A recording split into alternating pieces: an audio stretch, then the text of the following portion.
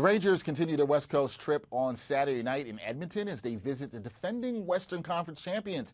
That would be the Oilers. So let's talk some Blue Shirts hockey. We're going to do it with the Rangers beat writer for the New York Post, also the host of Up in the Blue Seats. The one and only Mollie Walker joins me now from freezing cold Edmonton. Mollie, how are you doing? Are you staying warm? Barely. Doing my best. Doing my absolute best. Just to let the people know, Mollie gave a weather update last night saying that it was 8 degrees Fahrenheit in Edmonton, and I was like, whew, no thanks. Mollie just needs to get home and get warm. That's all we want. Mollie, let's start this one off with some injury updates for the Rangers. What's the status of Zach Jones for tonight's game in Edmonton, and do we have any updates on Filipino? Yeah, well, we had to know something was up when the Rangers recalled Victor Mancini from Hartford on Friday. And today we did find out that Zach Jones is out with an upper body injury. Jones is considered day-to-day, and the Rangers wouldn't have had Mancini take a cross-country flight unless he was going to play. So he is in tonight. We actually talked to him this morning. He was about to put on his skates for practice in Hartford, and suddenly he was checking out of his hotel and getting on a plane to Edmonton. He didn't check into his hotel last night until 3:30 a.m., so it's been quite the hectic 24 hours for the rookie. As for Filipino, he was recently cleared of a concussion by specialists in New York, and he did fly out to meet the team in Calgary. But he's just been skating with the extras, though, so it is a little strange that they had him come all the way out here just to skate with the extras, but knowing Filipino, he probably just really wanted to be with the team. Yeah, I can understand that, and we'll see if when the Rangers get back east, if he will rejoin the team and start to play once again. But good news that he's out of concussion protocol.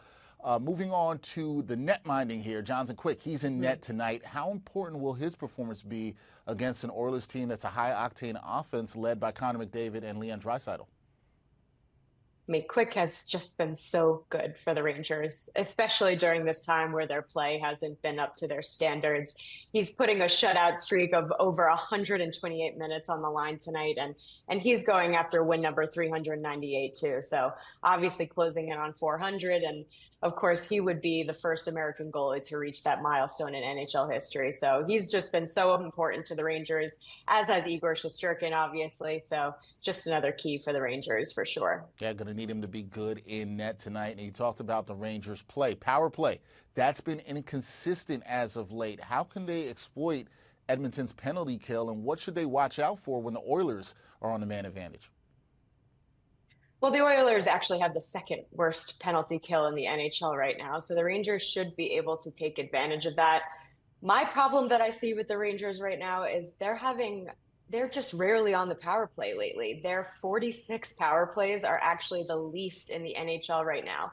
They didn't have any against Seattle, 2 against Vancouver, and then just 1 Thursday against the Flames. So they need to have the puck a lot more than they have lately in order to earn these power play opportunities. And they're so reliant on their power play for offense in general. So I think the Rangers should probably be a little bit more focused on playing the game the right way at 5-on-5 to earn those power play chances. And then obviously it's probably the same answer to the next question, but obviously Connor McDavid and Leon Draisaitl, just containing those guys on the power play is always the number one key for the Rangers and any other team in the NHL. Yeah, that's going to be the key when you're going up against the Oilers. And I know that kind of kills things here, but the puck will drop later tonight for the Blue Shirts matchup against the Oilers in Edmonton. So other than obviously stopping Connor McDavid and Leon Draisaitl, what are the keys to the Rangers leaving Edmonton with a victory and making it 4 wins in their last 5 games? The Rangers have progressed a bit in terms of getting back to their game that they started the season with, but I think they took another step back against the Flames, despite the score being as close as it was. I'd like to see more of what we saw in the Vancouver game. That was a much more complete team effort that we've seen from the Rangers in recent weeks. Their breakouts need to be stronger. Their transition game needs to be more intentional, and their defense just all around just needs to be so much more structured all around. But it should be a good one tonight.